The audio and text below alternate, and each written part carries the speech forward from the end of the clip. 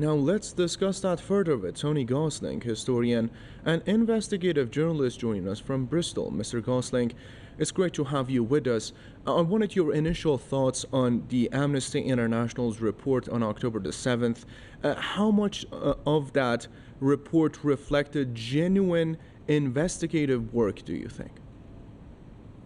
Well, of course, it's an investigation, but the question is it impartial? And most importantly, is it fearless?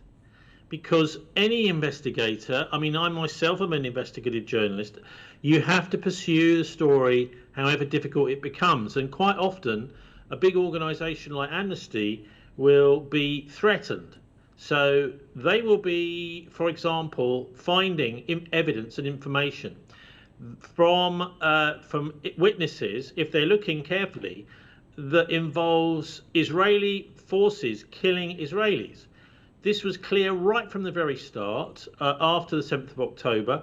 Israelis themselves picking up the phone and phoning into the national radio phone-ins in Hebrew in Israel, explaining that they had witnessed and in fact been involved in and survived attacks on Israelis' kibbutzes by the Israeli Defense Forces themselves, because of this thing called the Hannibal Doctrine that everybody needs to know about. So the idea is, it doesn't matter if you kill your own citizens, so long as you, number one, kill Hamas, but number two, that you also create more death, because this gives you an excuse to complain more. That's it in a nutshell. For anyone that's not come across it, check out the Hannibal Doctrine. It doesn't sound to me as if the Amnesty International has actually really considered these aspects of the attacks. The other aspect, of course, is the Israeli pre-knowledge of the attacks. So this was immediately put onto the news bulletins around the world by the Egyptians, who said, well, we told the Israelis that Hamas could be about to attack them. And obviously they deliberately ignored this. So this is what's known as a false flag attack. So that is to say, or actually there are two types. It's a lie hop and a my hop. So lie hop is let it happen on purpose, and my hop is make it happen on purpose. So this attack is, I think, a lie hop. So they knew it was coming, and they realized that an attack by Hamas could be used to Israel's advantage, and that's exactly what they did by killing their own people. Now remember how this was used against Colonel Gaddafi, to overthrow Gaddafi, saying he's killing his own people. Well, one of the things that has been kept off the media is that's exactly what Israel was doing on October the 7th itself. Mr. Gosling, about Hannibal Protocol, would you please unpack that a bit more? And how does the invocation of the Hannibal Protocol further complicates the attribution of responsibility on October the 7th, civilian deaths? Well, it's because rather than the IDF, the army taking on and helicopter gunships taking on a role of securing any hostages and negotiating a rescue of those hostages or a surrender of those hostages, the attitude was that let's just kill them. And of course, this is not palatable in the Western press. So I think we also have to look at that groups like Amnesty, many NGOs like Amnesty International, over the years are being compromised by their funding. So the funding comes to Amnesty from where exactly? We have to ask these questions, because whoever is paying Amnesty is also having a say in who they are criticising and who they are not criticising. And Amnesty, I think, is a generally good organisation, but what you find is that they are trying here to please everybody. They have put out some very critical reports about the Israelis, and the Israelis, of course, are criticising them and say, well, you've criticised Hamas, or you've criticised us in Israel, now it's time to criticise Hamas. And Amnesty like to try and think that they can be almost like a peace broker by giving damning reports about both sides in a conflict. Let me just explain.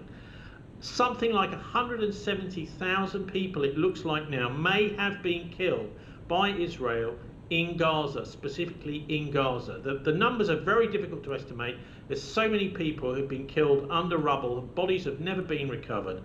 And so that sort of figure is a possibility. Okay, 170,000.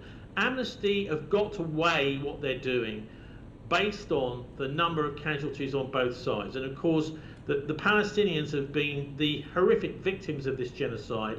And Amnesty really should, I think, be just turning their backs on the Israelis and saying, well, let someone else do a report for you. We've decided we don't want you to this time. It's almost like Amnesty going to do a picture of the suffering of the concentration camp guards at Auschwitz.